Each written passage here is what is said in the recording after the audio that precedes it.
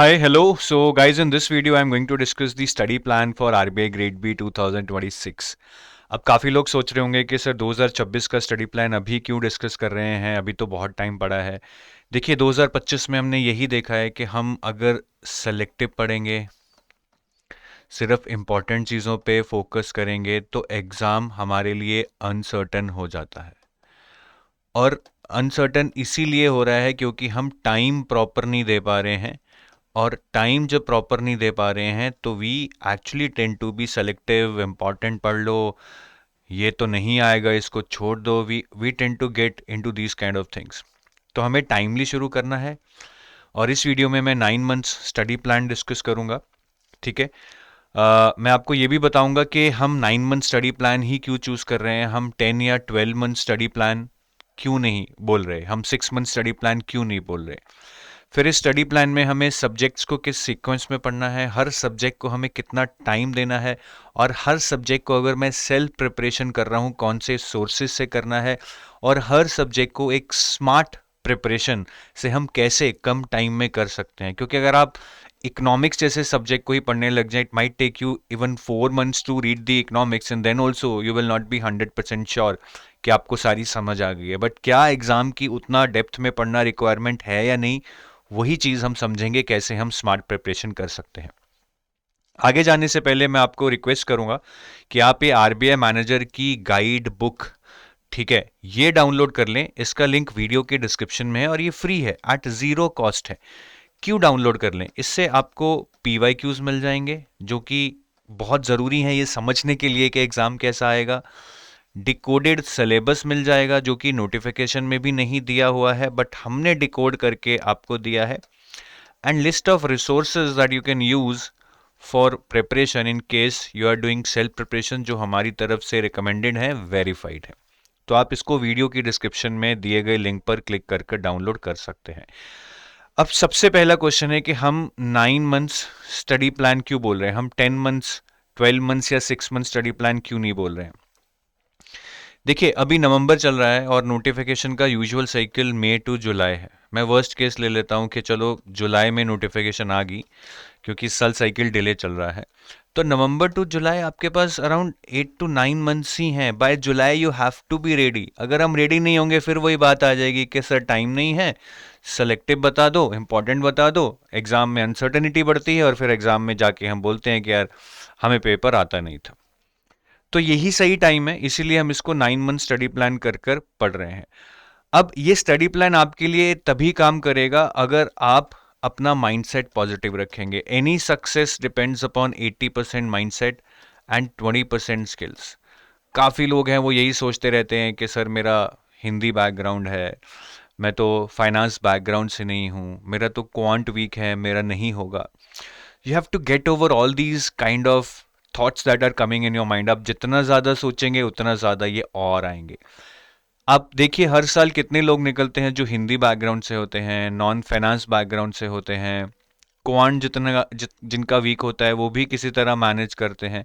सो हमारे जैसे लोग ही निकलते हैं। We just need to believe in ourselves and stay away from all the distractions. बहुत सारे डिस्ट्रैक्शंस आएंगे फेसबुक पे, टेलीग्राम चैनल पे। आरबीआई तो नहीं होगा, इस बार तो सीट्स कम आएंगी, अभी तो एग्जाम डिले होगा। इस तरह की चीजें अगर आप पढ़ोगे और सोचोगे कि शायद ये सच हो जाएंगी, you will just be not able to continue with your preparation. ये आपके दिमाग में जहर की तरह है अगर आप इन बातों को घुसने दोगे। तो stay away from all the distractions, don't worry. ठीक है, नोटिफिकेशन 3 महीने डिले हो जाएगा, कोई बात नहीं, आप एक और रिवीजन कर लो। By the time the notification is ready, it is coming. 99% लोग बोल रहे होंगे अब कैसे करना है, टाइम नहीं है। आप बोल रहे होगे सर तैयारी है, बताओ क्या करना है। यही फर्क है।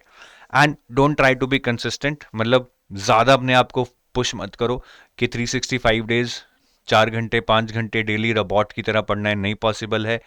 बीच में फेस्टिवल्स आएंगे, मैरिजेस आएंगी आपकी फैमिली में, फ्रेंड्स मीट आएंगी, फैमिली मीट आएंगी, अटेंड करो। Those are important. सो कभी आप जब टारगेट से पीछे रह जाते हो, don't feel guilty, but learn to replan. ऐसा नहीं है कि बस उसको छोड़ दिया, अब कोई प्लान नहीं है, जैसे चल रहा है चलने दो। नहीं, there should always be a schedule. Even if you are no behind your schedule, you are getting delayed, learn to replan. That is very, very important. अब ये जो स्टडी प्लान मैं आपको दिखाने जा रहा हूँ, ये स्ट्रिक्टली फॉर सेल्फ स्टडी है। जो लोग हमारे पेड कोर्सेज से ऑलरेडी लाइव क्लासेस अटेंड कर रहे हैं, there would be a different kind of study plan that we know we will be able to pull off, but as a self study aspirant आपको इस तरह को कोई study plan करना है। अब इस स्टडी प्लान में सबसे पहले हमने टाइम को ब्लॉक्स में निकाला है, B1, B2, B3, B4, B5। तो सबसे पहले आई वांट कि यार आपके पास मंडे टू सैटरडे 4 घंटे हों। अब 2 घंटे 3 घंटे हैं, आई डोंट नो आप कैसे मैनेज करोगे, 4 घंटे निकालने पड़ेंगे। और संडेज आप अपना रिवीजन के लिए रखना, ठीक है। अब फर्स्ट ब्लॉक में 15 नवंबर से 27 दिसंबर, जो कि 6 वीक्स अराउंड पड़ते हैं, हमने मैनेजमेंट और रीजनिंग। तो हम सिर्फ 2 सब्जेक्ट्स पे फोकस कर रहे हैं, ऐसा नहीं कि सारे सब्जेक्ट्स इकट्ठा शुरू करेंगे। मैनेजमेंट और रीजनिंग करेंगे, साथ में मैनेजमेंट के जो जो चैप्टर्स पढ़ेंगे उसकी आंसर राइटिंग और एडिटोरियल पढ़ना आप डे 1 से शुरू कर दीजिए, वो बहुत बहुत इंपॉर्टेंट है। ब्लॉक 2 में इसी तरह अगेन हम 2 सब्जेक्ट उठाएंगे, फाइनेंस और क्वांट। ये आपका 28 दिसंबर से 28 फेब चलेगा। ये सबसे लंबा ब्लॉक है 9 हफ्ते का, क्योंकि फाइनेंस और क्वांट सबसे टफ सब्जेक्ट्स लगेंगे आपको। साथ में आपने फाइनेंस की आंसर राइटिंग करनी है और जो भी मैनेजमेंट का आप फर्स्ट ब्लॉक में पढ़ेंगे उसको रिवाइज करना है। So revision is something you need to do on continuous basis, ठीक है। साथ में एडिटोरियल रीडिंग आपका चलता रहेगा। एडिटोरियल्स बहुत इंपॉर्टेंट है, आपके डिस्क्रिप्टिव में काम आएंगे। ब्लॉक 3 हमारा 1 मार्च से 31 मार्च चलेगा, 4 हफ्ते के लिए। इसमें हम ESI और डिस्क्रिप्टिव इंग्लिश करेंगे और ESI की आंसर राइटिंग करेंगे और फाइनेंस जो हमने यहाँ पढ़ा है उसको हम रिवाइज करेंगे, साथ में एडिटोरियल रीडिंग करेंगे। ESI में हमें स्टैटिक ज़्यादा नहीं पढ़ना है, सिर्फ ओवरव्यू लेना है, क्योंकि स्टैटिक में से ज़्यादा पेपर नहीं आता है, इसीलिए मैंने इसको 4 हफ्ते दिए हैं। फिर फोर्थ ब्लॉक 1 अप्रैल ऑनवर्ड्स है। यहाँ पे हमारा सारा फोकस शिफ्ट हो जाएगा करंट अफेयर्स पे। अगर इंग्लिश वीक है तो इंग्लिश कर सकते हैं, नहीं तो छोड़ सकते हैं। और क्वांट रीजनिंग की रिवीजन करनी है और बहुत सारे सेक्शनल टेस्ट देने हैं। और अगर टाइम है तो keep writing 1 answer per day. जो आपने यहाँ पे आंसर राइटिंग प्रैक्टिस की है उसको कंटिन्यू कीजिए, एक आंसर डेली लिखकर या ऑल्टरनेट डे लिखकर। और फिर शायद जून जुलाई में जब भी नोटिफिकेशन आता है, आफ्टर नोटिफिकेशन आपका फोकस फेज 1 पे ही रहेगा। फेज 1 के mock test, revision of QRE and current affairs, और जो नए करंट अफेयर्स होंगे from notification till the exam day या 1 week before the exam day, वो आपको करने होंगे। तो ये पूरा प्लान है, B1, B2, B3, B4, B5 इन ब्लॉक्स में हमें करना है। और आप इस स्टडी प्लान में देख रहे हैं कि 2 सब्जेक्ट्स एट अ टाइम कर रहे हैं। इस पर्टिकुलर ऑर्डर में ही कीजिएगा, it will help you. Revision पे हर बार फोकस ऐसा नहीं है कि लास्ट में रिवीजन करेंगे।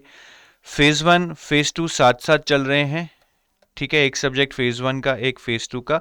और आंसर राइटिंग हमें डे 1 से करनी है, उसको हमें डिले नहीं करना है। और आंसर राइटिंग से ही रिलेटेड हमें एडिटोरियल्स भी पढ़ने हैं। तो यही सारा बेसिस है। अब अगर मैं आपको मैनेजमेंट के बारे में बताऊं कि मैनेजमेंट आपको कैसे प्रिपेयर करना है, सबसे पहले आप देखिए कि मैनेजमेंट के बहुत लिमिटेड टॉपिक्स हैं, बहुत लिमिटेड टॉपिक्स हैं। इसमें कोई करंट अफेयर्स नहीं है। टॉपिक्स जेनरिक हैं। अगर आप देखेंगे motivation, leadership, communication, general management, all these are very generic topics. I mean this is not rocket science which you will not be able to understand, ठीक है। सो अगर आप मेरे से पूछो सर इसमें भी क्या इंपॉर्टेंट है, लानत है भाई आप पर, आपको सारा पढ़ना है। यहाँ पे मैनेजमेंट में आपका टारगेट कम से कम 50 नंबर्स का मैनेजमेंट आता है, तो आपका 40 तो कम से कम होना चाहिए, but you should try to get 45। तो कुछ भी नहीं छोड़ना है हमें मैनेजमेंट में। Management is a theoretical subject, revise it multiple times. Questions in the exam are application based, so do lot of MCQs ताकि आपको कॉन्सेप्ट अच्छे से समझ आ जाए। मैनेजमेंट में ऑब्जेक्टिव पेपर में आपको 1 मार्कर क्वेश्चंस आएंगे जो बहुत सिंपल होते हैं। 2 मार्कर क्वेश्चंस आते हैं जो कॉन्सेप्चुअल केस स्टडी बेस्ड होते हैं, जिसमें पैराग्राफ बेस्ड क्वेश्चंस होते हैं। एक पैराग्राफ केस स्टडी दी जाती है और उस पर क्वेश्चंस पूछे जाते हैं। तो इस तरह के क्वेश्चंस आप प्रैक्टिस कर लीजिएगा। और डिस्क्रिप्टिव की बात करूं तो मैनेजमेंट का डिस्क्रिप्टिव बहुत आसान आता है। इनफैक्ट FM में टोटल 6 क्वेश्चंस आते हैं, 3 मैनेजमेंट के और 3 फाइनेंस के। टोटल हमें 6 में से 4 करने होते हैं। तो ज्यादातर लोग इन 4 में से 3 मैनेजमेंट की ही करके आते हैं, बस एक क्वेश्चन फाइनेंस का करते हैं। तो क्वेश्चंस बहुत सीधे हैं। What is the channel of communication, different types of communication, बहुत ही डायरेक्ट है, ठीक है। कम्युनिकेशन चैनल्स आपको दिया है, वही चीज आपने यहां लिख देनी है। Difference between trade theories and behavioural theories, बहुत डायरेक्ट क्वेश्चन है। की factors that influence ethics in business, तो ये आपका एथिक्स का टॉपिक है, ठीक है, ये भी बहुत ही जनरल है, ठीक है, आप एथिक्स में जब ये पढ़ेंगे एथिकल प्रिंसिपल्स, ठीक है, और code of ethics, code of conduct, तो ये सारे फैक्टर्स आपको पता लग जाएंगे कि एथिक्स को क्या इम्पैक्ट करता है। तो डायरेक्ट नेक टू नेक जो आपके सिलेबस में लिखा है वही आपसे पूछा जा रहा है, इसमें ज़्यादा आपको कुछ करना नहीं है, बस प्रैक्टिस करनी है। क्या मैनेजमेंट में आउट ऑफ सिलेबस भी कुछ आ सकता है? देखिए, जो सिलेबस यहाँ पे दिया है वो इंडिकेटिव है, एग्जॉस्टिव नहीं। ऐसा नहीं है कि जो यहाँ पे लिखा है बस वही पूछ सकते हैं। मैं एग्जांपल देता हूँ, जैसे मोटिवेशन में सिर्फ यही थ्योरीज लिखी हैं, मैस्लो, एल्डरफर, मैक्लेलैंड, हर्सबर्ग, एडम्स, ब्रूम्स, ये 6 थ्योरीज ही लिखी हैं। तो क्या इसके बाद थ्योरी नहीं आ सकती है? एग्जाम में देखिए तो थ्योरी एक्स एंड वाई पे क्वेश्चन आया हुआ है, थ्योरी एक्स एंड वाई यहाँ पे कहीं भी नहीं दी है। तो ये हमेशा याद रखना कि यहाँ पे अगर सिलेबस में सिर्फ कुछ ही थ्योरीज हैं या कुछ ही कॉन्सेप्ट्स लिखे हुए हैं, बट ओवरऑल टॉपिक सिलेबस में, अब लीडरशिप आ गया, अब लीडरशिप में यहाँ पे शायद कुछ चीजें नहीं लिखी हैं, बट लीडरशिप के अंदर जो भी है आपको पढ़ लेना है, सिलेबस को एग्जॉस्टिवली प्रिपेयर करके जाना है। और ये बुक्स हैं आपकी मैनेजमेंट की जो आप यूज कर सकते हो। Principles in practices of management की किताब है एल.एम. प्रसाद। ऑर्गेनाइजेशनल बिहेवियर की किताब अगेन एल.एम. प्रसाद है। ये दोनों किताबें आपको पढ़नी है, दोनों एल.एम. प्रसाद की हैं, इंडियन ऑथर हैं, बहुत अच्छी किताबें हैं। Business ethics and corporate governance भी आपके सिलेबस में है, उसमें आप बी.एन. घोष की ये किताब पढ़ सकते हो, थोड़ा बहुत इंटरनेट से उसको आप सप्लीमेंट कर सकते हो फॉर योर कंप्लीट प्रिपरेशन। फिर बारी आती है रीजनिंग की, ब्लॉक 1 में। रीजनिंग में सबसे पहले समझिए, एग्जाम में 60 मिनट में 45 मिनट्स में 60 क्वेश्चन मिलते हैं।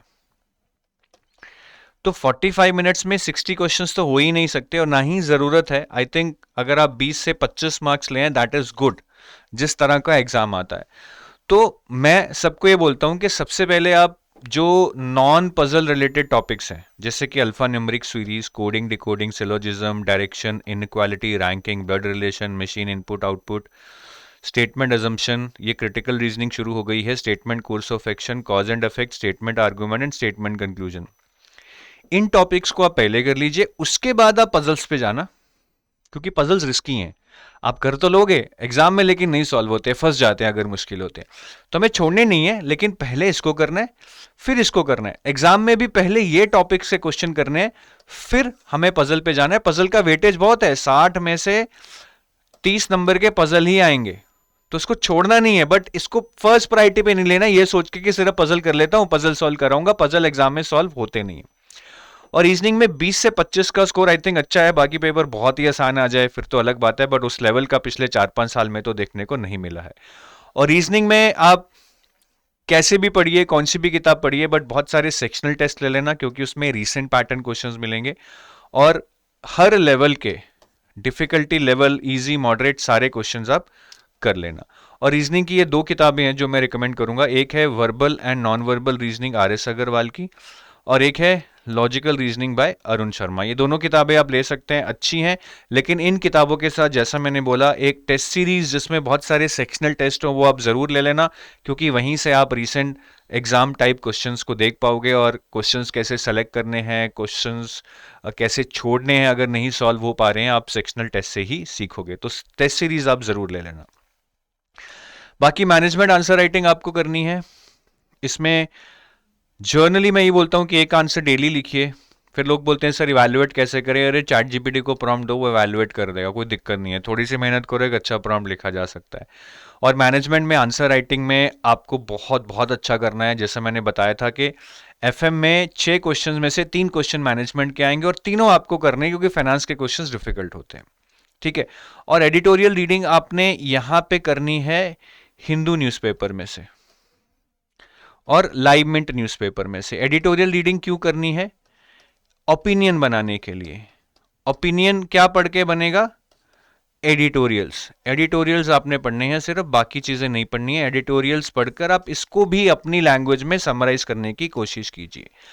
अब हम आते हैं ब्लॉक 2 में, जो हमारा 22 दिसंबर से 28 फेब तक चलेगा, ठीक है, 28 दिसंबर से चलेगा अराउंड। और यहाँ पे 9 वीक्स होंगे हमारे पास, ठीक है। अब इन 9 वीक्स में मुझे फाइनेंस भी करना है, क्वांट भी करना है। फाइनेंस में जो 50 नंबर्स का फाइनेंस आता है उसमें टारगेट स्कोर 35 से 40 शायद मुश्किल हो सकते हैं, लेकिन 35 आपको टारगेट करने चाहिए। काफी लोग फाइनेंस से डरते हैं कि मेरा फाइनेंस बैकग्राउंड नहीं है। देखिए, फाइनेंस में सबसे मुश्किल चीज क्या हो सकती है? न्यूमेरिकल्स। लेकिन न्यूमेरिकल्स एग्जाम में आ ही नहीं रहे हैं। ऑलमोस्ट 0 मार्क्स के न्यूमेरिकल्स आ रहे हैं पिछले 4 साल में। So there is nothing to worry, you can easily manage this, there is nothing that should worry you. अब फाइनेंस में जो ऑब्जेक्टिव पेपर है 25 मार्क्स का ये आएगा, डिस्क्रिप्टिव पेपर 25 मार्क का आएगा, ठीक है, टोटल 50 का आएगा। ऑब्जेक्टिव में अभी 2025 का पेपर नहीं हुआ है, बट अगर हम प्रीवियस ट्रेंड देखें तो स्टैटिक और करंट का 50-50 वेटेज रहता है कि 25 में से 12 स्टैटिक 13 करंट, या 13 स्टैटिक 12 करंट। डिस्क्रिप्टिव में भी एक क्वेश्चन आपका स्टैटिक का आ जाएगा और एक क्वेश्चन या 2 क्वेश्चन करंट के आ जाएंगे। मतलब स्टैटिक का वेटेज आप 10 मार्क्स लगा लीजिए, करंट का आप 15 मार्क्स लगा लीजिए। अब जो ये वाला स्टैटिक है, जो ऑब्जेक्टिव और डिस्क्रिप्टिव के लिए प्रिपेयर करना है, सबसे पहले ये स्टैटिक के सबसे इंपॉर्टेंट चैप्टर्स हैं जिन्हें मैं कोर मानता हूं कि ये तो आपको आने ही चाहिए, इरिस्पेक्टिव ऑफ यहां से क्वेश्चन आएंगे या नहीं आएंगे, क्योंकि this will be useful for the interview also. और ये इंपॉर्टेंट भी है, यहां से क्वेश्चन भी आएंगे। Income statement and balance sheet, cash flow ratios, most difficult 4 chapters मैं बोलूंगा जो अकाउंट से रिलेटेड है। Primary and secondary markets, risk management, inflation, derivatives, bonds, functions of RBI, fiscal policy and financial institutions. तो ये chapter हमें अच्छे से कर लेने हैं, बाकी चैप्टर्स के बारे में मैं बताऊंगा।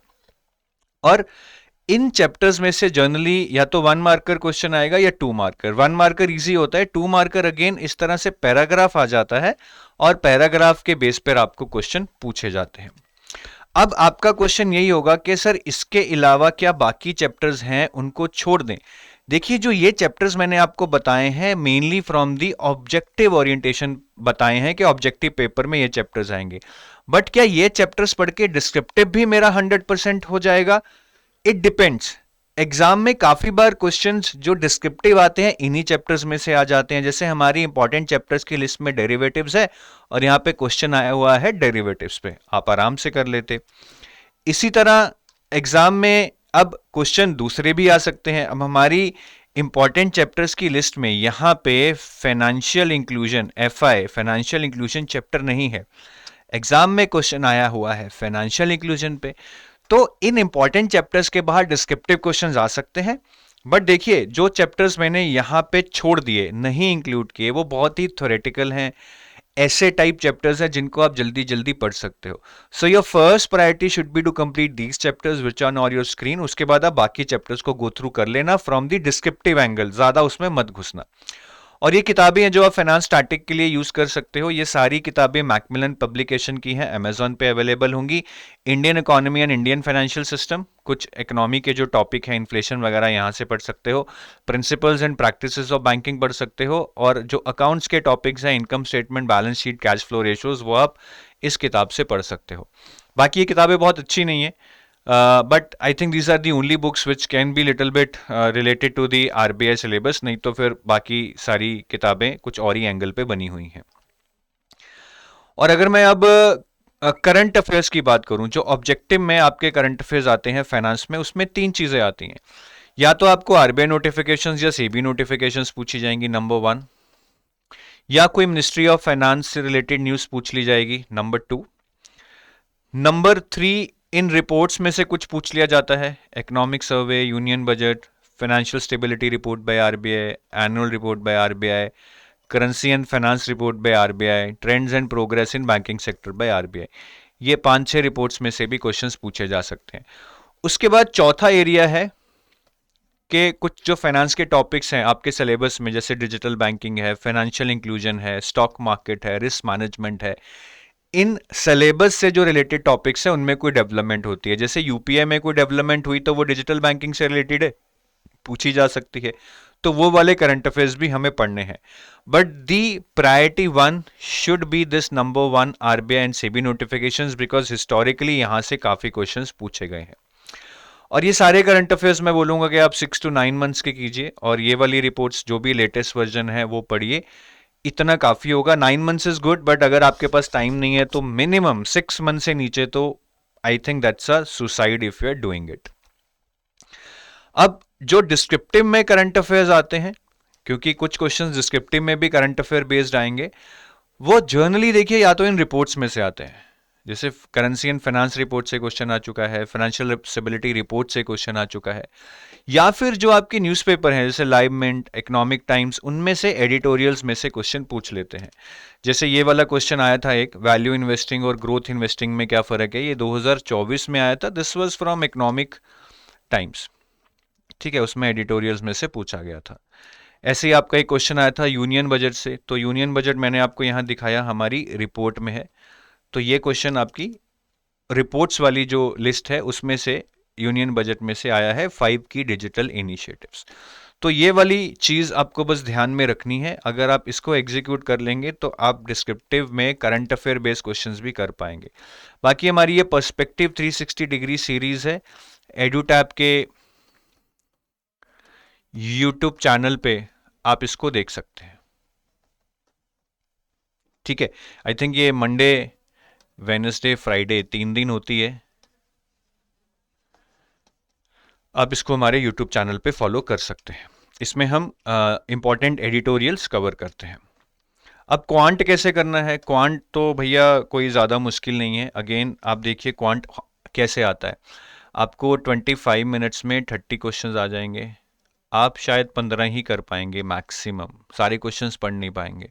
तो मैं बोलूँगा इन टॉपिक्स को आप ज़्यादा प्रायोरिटी दे दो, P1 पहले इनको कर लो, फिर बाद वाले टॉपिक कर लेना, और एग्जाम में भी इन टॉपिक्स के क्वेश्चंस पहले उठाना। Time and work, time speed distance, percentage, ratio proportion, number series, quadratic equation, profit loss, interest and DI में से कम 15 क्वेश्चन आते हैं 30 में से, और काफ़ी मुश्किल होते हैं ये, शायद एक सेट, 3 सेट आएंगे जर्नली 5-5 क्वेश्चन के, और एक सेट कभी कभार इजी आ जाता है, ठीक है। तो डिपेंड करता है, वैसे हर चीज़ वेरी करती है हर साल, बट डीआई की अच्छी वेटेज रहती है, तो आप इन टॉपिक्स को करके बाकी टॉपिक्स ट्राई करना कि हो जाएं, छोड़ना मत, क्योंकि पता नहीं एग्जाम में कहाँ से कैसा पेपर आ जाए। और क्वांट में आई थिंक 10 नंबर अगर आप टारगेट करेंगे out of 30, that would be a good score. और रीजनिंग की तरह इसमें भी बहुत सारे सेक्शनल टेस्ट दीजिए, बहुत सारे क्वेश्चंस कीजिए चैप्टर वाइज सॉल्व, ताकि आप हर लेवल ऑफ डिफिकल्टी का क्वेश्चन सॉल्व कर पाएं। और ये अरुण शर्मा की किताब आती है quantitative aptitude for CAT, CAT के लिए है बट आरबीआई के लिए रेलेवेंट है, आप इसमें से क्वेश्चंस कर सकते हैं। बाकी फाइनेंस की आंसर राइटिंग कीजिए, और फाइनेंस की आंसर राइटिंग में जो आप एडिटोरियल्स पढ़ेंगे लाइव मिंट में, वो काफ़ी आपको यूज़फुल रहेंगे, वहाँ से आप ओपिनियन बना लेंगे, डेटा उठा लेंगे। इनफैक्ट उन एडिटोरियल्स को जब समराइज करेंगे वैसे ही क्वेश्चंस आपके फाइनेंस आंसर राइटिंग में आएंगे। और मैनेजमेंट को रिवाइज ज़रूर कीजिएगा, अगर डेली टाइम नहीं मिल रहा है तो इन 10 वीक्स में जो भी वीकेंड्स होंगे उनमें 2-2 घंटे लगा के मैनेजमेंट को रिवाइज कर लेना। अब बारी आती है हमारे ब्लॉक 3 की, ठीक है। ब्लॉक 3 में हमें क्या करना है, ईएसआई शुरू करना है।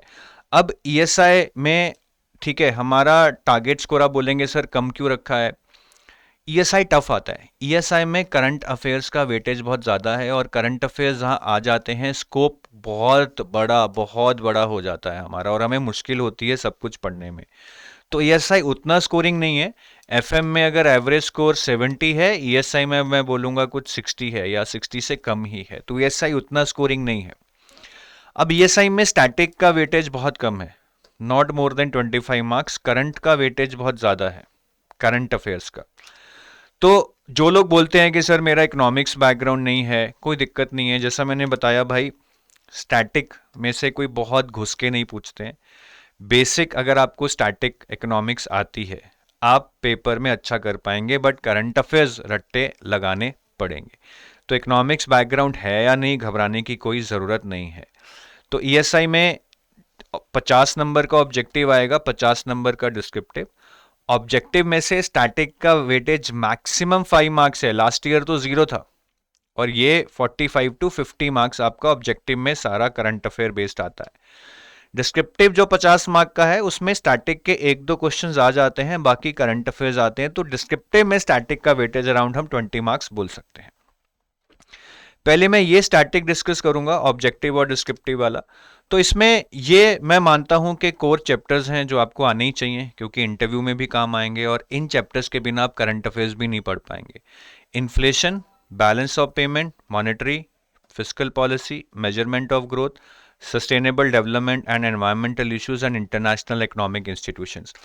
तो ये 6-7 चैप्टर हैं जो आपको बहुत अच्छे से करने हैं। ठीक है, काफ़ी लोग बोलेंगे कि सर स्टैटिक पूरा ही छोड़ देते हैं। नहीं भाई, एक तो ये डिस्क्रिप्टिव में तो आता ही आता है, साथ में इंटरव्यू में भी काम आएगा, और करंट अफेयर्स भी आप इस स्टैटिक पोर्शन को समझे बिना नहीं पढ़ पाएंगे। क्या बाकी चैप्टर्स नहीं पढ़ने हैं? पढ़ने हैं। हो सकता है कि कुछ क्वेश्चंस डिस्क्रिप्टिव में यहीं से आ जाए, जैसे कि मॉनेटरी पॉलिसी पे क्वेश्चन आया था, हमारी लिस्ट में मॉनेटरी पॉलिसी है, आप कर लेंगे। सस्टेनेबल डेवलपमेंट पे क्वेश्चन आया था, हमारी लिस्ट में सस्टेनेबल डेवलपमेंट है, आप कर लेंगे। बट क्या सारे डिस्क्रिप्टिव क्वेश्चंस इन्हीं चैप्टर्स में से आएंगे? नहीं। जैसे एक विमेन लेड डेवलपमेंट पे क्वेश्चन आया था which is related to gender issues, जो हमारे इंपॉर्टेंट चैप्टर्स की लिस्ट में नहीं है बट सिलेबस में है। बट ये जो चैप्टर्स हैं जो मैंने यहाँ इंक्लूड नहीं किए, वो ज़्यादातर थोड़े से थ्योरेटिकल हैं, ऐसे टाइप हैं जिनको आप बहुत जल्दी जल्दी पढ़ सकते हैं, बट छोड़ना नहीं है, उनमें बहुत घुसना भी नहीं है। ठीक है, तो ये तो हमारी स्टैटिक की बात हो गई। अब ऑब्जेक्टिव में जो करंट अफेयर्स आते हैं, 3 चीज़ें आती हैं, या तो गवर्नमेंट स्कीम्स आएंगी, या रिपोर्ट्स आएंगी, या ईएसआई के जो टॉपिक्स हैं उनसे रिलेटेड करंट अफेयर्स आ सकते हैं। गवर्नमेंट स्कीम्स आपके सिलेबस से रिलेटेड होनी चाहिए। जैसे सिलेबस में अगर एम्प्लॉयमेंट जनरेशन है तो नेशनल रिप्रेजेंटेटिवशिप पूछ सकते हैं। सिलेबस में अर्बनाइजेशन है, माइग्रेशन है, पॉवर्टी एलिवेशन है, एनवायरनमेंट है, इनसे रिलेटेड स्कीम्स पूछ सकते हैं। रिपोर्ट्स में कुछ रिपोर्ट्स हैं, जैसे कि मैंने आपको फाइनेंस में बताई थी, वो आपको पढ़नी ही पड़ेंगी। Economic survey, budget, world development report, world economic outlook, financial stability report same जो मैंने फाइनेंस में बताई थी, currency and finance report same जो फाइनेंस में बताई थी, आरबीआई एनुअल रिपोर्ट सेम जो फाइनेंस में बताई थी, reports on trends and progress in banking industry same जो फाइनेंस में बताई थी, और एक वर्ल्ड इकोनॉमिक फोरम की कुछ रिपोर्ट्स आती हैं, ये आपको पढ़नी है। ये तो स्पेसिफिक रिपोर्ट्स हैं जो आपको पढ़नी है, लेटेस्ट वर्जन जो भी होगा एग्जाम से पहले। उसके अलावा फेज 2 का जो आपका सिलेबस है, जैसे कि gender equality, environment, poverty, migration, urbanisation, इनसे रिलेटेड बहुत सारी ऑर्गेनाइजेशन रिपोर्ट्स रिलीज करती हैं। United Nation, World Bank, UNICEF, Asian Development Bank, ठीक है, आईएलओ, नीति आयोग, इनकी जो भी रिपोर्ट्स हैं आपके सिलेबस के जो टॉपिक्स हैं उनसे रिलेटेड, वो भी आपको पढ़नी है। और तीसरा ईएसआई रिलेटेड करंट अफेयर्स है। आपके ईएसआई में टॉपिक्स हैं रीजनल इकोनॉमिक कोऑपरेशन, तो कोई समिट होता है इंडिया चाइना के बीच में, वो रीजनल इकोनॉमिक कोऑपरेशन का पार्ट है, उस समिट से रिलेटेड क्वेश्चंस आपसे पूछे जा सकते हैं। International economic institutions, WTO, IMF, इनमें कोई डेवलपमेंट होती है, कोई रेगुलेशन पास होता है, वो आपसे पूछा जा सकता है। तो इस तरह जितने भी टॉपिक्स हैं आपके सिलेबस में ईएसआई से, उनसे रिलेटेड करंट अफेयर्स आपसे पूछे जा सकते हैं। तो ये 3 चीजें आपको करनी है, और सारे करंट अफेयर्स, चाहे गवर्नमेंट स्कीम्स हो, चाहे रिपोर्ट्स हो, चाहे ईएसआई रिलेटेड करंट अफेयर्स हो, 9 months is something you shall be targeting. और रिपोर्ट्स तो अगर आप 12 महीने तक पढ़ लो अच्छा है। अब लोग बोलेंगे सर 6 महीने करके चल जाएगा, कर सकते हो, but I would recommend minimum 9 months, ताकि एक सेफ जोन में आप चले जाओ। ठीक है, और जो हमारी ये रिपोर्ट्स हैं, ठीक है, जो हमारी ये रिपोर्ट्स हैं जो हम यहाँ पे बात कर रहे हैं, ये भी आपकी सिलेबस से रिलेटेड है। जो मैंने यहाँ पे सारे टॉपिक्स आपको दिखाए हैं, यही सिलेबस से रिलेटेड टॉपिक्स पे रिपोर्ट्स आपसे पूछी जाएंगी, और वो भी जो बड़ी बड़ी ऑर्गेनाइजेशंस रिलीज करती हैं, जैसे आईएमएफ हो गया, world Bank, UNICEF, OECD, UNESCO, Asian Development bank, United Nations, WTO, world economic forum, ILO, या फिर RBI, SEBI, ministry of finance, NITI Aayog.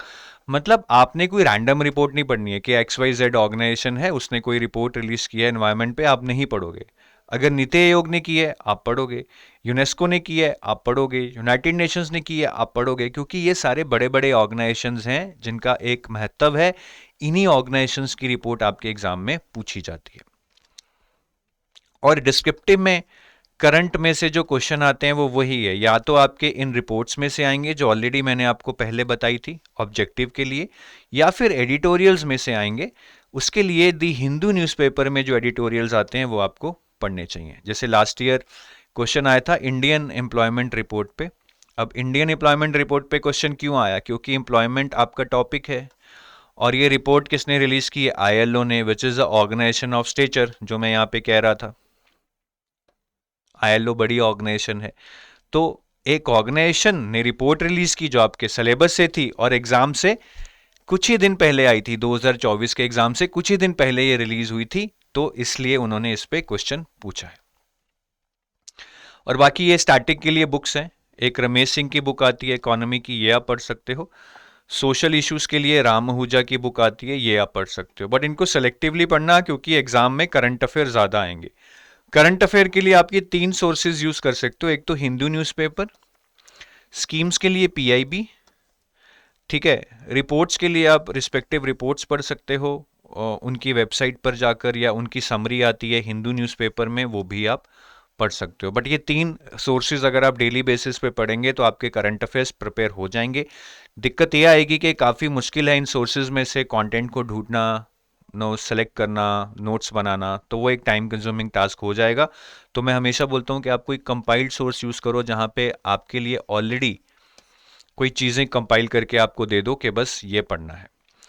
Descriptive English underrated subject है, इसमें कोई तैयारी नहीं करता है, सब लोग बस पेपर से कुछ दिन पहले करते हैं, बट ये अच्छी अपॉर्चुनिटी है, 100 मार्क का पेपर है, अगर आप इसको अच्छे से कर लें तो काफ़ी अच्छा परफॉर्म कर सकते हैं। तो इंग्लिश में आपको एसे आएगा, प्रेसी आएगी और कॉम्प्रिहेंशन आएगा। ये मैं डिस्क्रिप्टिव इंग्लिश फेज 2 की बात कर रहा हूँ, ठीक है। ऐसे जनरली 4 या 5 आते हैं, उसमें से एक लिखना होता है, या तो इकोनॉमी, फाइनेंस या मैनेजमेंट पे एक टॉपिक आएगा, एक टॉपिक आपका टेक्नोलॉजी इंटरनेट पे आएगा, एक टॉपिक आपका एब्स्ट्रैक्ट रहता है जनरली, और एक सोशल इश्यूज और एनवायरनमेंट पे रहता है। तो इस तरह के कुछ एरियाज हैं जिनमें से ऐसे पूछा जाता है। प्रेसी और रीडिंग कॉम्प्रिहेंशन रैंडम रहती है, कहीं से भी पूछ लेते हैं, ठीक है। तो इसका आप कुछ ये नहीं बोल सकते कि ऐसे ही प्रेसी आएगी, ऐसा ही कॉम्प्रिहेंशन आएगा, बट ऐसे इन एरिया से पूछे जाते हैं। जैसे 2024 के अगर मैं आपको ऐसे दिखाऊं, एक क्लाइमेट चेंज पे आया था, एनवायरनमेंट से रिलेटेड है। एक आया था mental health of employees in organisation, ये मैनेजमेंट से रिलेटेड है, ठीक है। फिर एक आया था any one who stops learning is old whether at 20 और 30, any one who keeps learning stays young, ये अब्स्ट्रैक्ट टॉपिक है, थॉटफुल टॉपिक है। तो इस तरह से इन्हीं एरिया से टॉपिक आएंगे, आप किसी भी ईयर्स के ऐसे टॉपिक्स देख लीजिए। आपको क्या करना है, इंग्लिश में आपको एडिटोरियल्स पढ़ने हैं हिंदू और लाइवमिंट में से, जो ऑलरेडी मैं आपको बता चुका हूं कि एफएम और ईएसआई के लिए भी पढ़ने हैं। एडिटोरियल पढ़ने के बाद आप 3 दिन वेट कीजिए, उसी एडिटोरियल को आप अपने कंप्यूटर पे नोटपैड में लिखेंगे, माइक्रोसॉफ्ट वर्ड वर्ड में नहीं, नोटपैड खोलकर लिखेंगे, क्योंकि नोटपैड में एग्जाम जैसा फील आएगा इंटरफेस का। और लिखने के बाद आप उसको ग्रामरली वेबसाइट पे जाकर कॉपी पेस्ट करेंगे, और वो आपको आपके सारे एरर्स दिखा देगा, आपके पंक्चुएशन एरर्स, ग्रामेटिकल एरर्स दिखा देगा। आप अगर इस एक्सरसाइज को डेली करेंगे, टाइप करेंगे, आपकी टाइपिंग स्पीड बढ़ जाएगी, आपका स्ट्रक्चर बढ़ जाएगा, और एडिटोरियल्स पढ़ के जो आपको कंटेंट मिल रहा है, डेटा मिल रहा है, ओपिनियन मिल रही है, उससे आपका कंटेंट भी बहुत अच्छा हो जाएगा। बाकी आप ईएसआई आंसर राइटिंग कीजिए, फाइनेंस को रिवाइज कीजिए, ये चीज़ें अगेन वो रिवीजन और आंसर राइटिंग से रिलेटेड है। फिर 1 अप्रैल के बाद करंट अफेयर्स पे फोकस कीजिए। फेज 1 में जो करंट अफेयर्स आते हैं मेनली इन 4 पिलर्स पे ही आते हैं, या तो आरबीआई नोटिफिकेशंस पूछेंगे, या गवर्नमेंट स्कीम्स पूछेंगे, या रिपोर्ट्स पूछेंगे, या ईएसआई और फाइनेंस से रिलेटेड करंट अफेयर्स पूछेंगे, या जीए पूछेंगे, जिसमें sports awards, obituaries, defence exercises, important days and their themes, ऐसी चीजें पूछ लेते हैं। फेज 1 के लिए ये सारी चीजें आपको 5 मंथ्स के लिए पढ़नी है, आई वुड से, ठीक है। अगर टाइम कम है तो मिनिमम 3 मंथ्स, इससे कम नहीं, but 3 months is risky. Ideally you should be reading 5 months preceding your exam. और आरबीआई नोटिफिकेशंस आप आरबीआई वेबसाइट से पढ़ सकते हैं, थोड़े टेक्निकल रहेंगे, बट आप डेटा पे फोकस कीजिएगा। गवर्नमेंट स्कीम्स पीआईबी से, reports and indices Hindu newspaper में आते हैं, जो भी इंपॉर्टेंट होते हैं। और जो हमारे ईएसआई, फाइनेंस और जीए रिलेटेड करंट अफेयर्स हैं, वो आप हिंदू और लाइवमिंट अगर पढ़ेंगे डेली, तो आपको ये सारे करंट अफेयर्स वहां से मिल जाएंगे। ये हमारी यूट्यूब पे भी कुछ सीरीज हैं, एक फाइनेंस 360 डिग्री है जो कृतिका मैम लेते हैं, आप इसको फाइनेंस करंट अफेयर्स के लिए यूज़ कर सकते हैं। फिर सीटी 360 डिग्री है जिसको देवांशु सर लेते हैं, ये जीए और ईएसआई के करंट अफेयर्स पे है। फिर गवर्नमेंट स्कीम्स गुरकीरत सर लेते हैं, जिससे आपकी स्कीम्स कवर हो सकती हैं। तो ये आप हमारे यूट्यूब चैनल से भी पढ़ सकते हैं। इंग्लिश जो आपका फेज 1 में आता है, उसके लिए I would not recommend any specific preparation, because it is about learning grammar and it is a time consuming task. Grammar जो आपका बन चुका है वो बन चुका है, अब इंप्रूव नहीं होगा।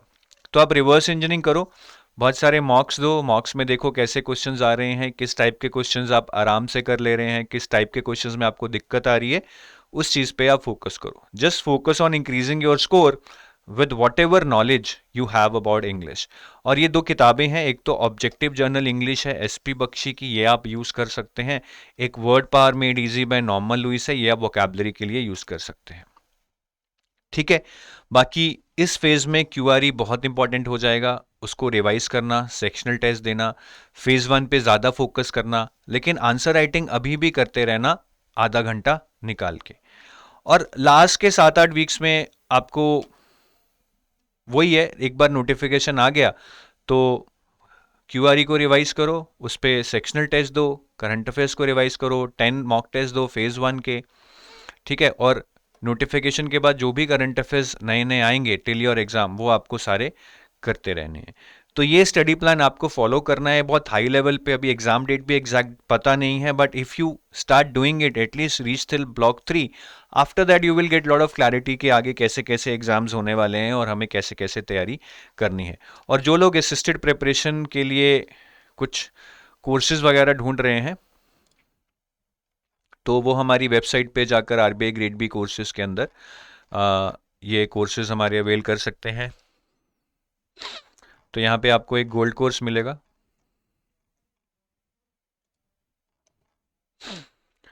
सो ये गोल्ड कोर्स है, ये सिल्वर कोर्स है. Gold course is complete for phase 1, 2 and interview, and silver course is only for phase 2 and interview. ठीक है. तो अगर आप फेज़ 1 की तैयारी नहीं करना चाहते, आप सिल्वर कोर्स में एनरोल कर सकते हैं. नहीं कंप्लीट तैयारी करना चाहते हैं तो आप गोल्ड कोर्स में एनरोल कर सकते हैं. So take your leave. Thank you. Have a nice day. Bye bye.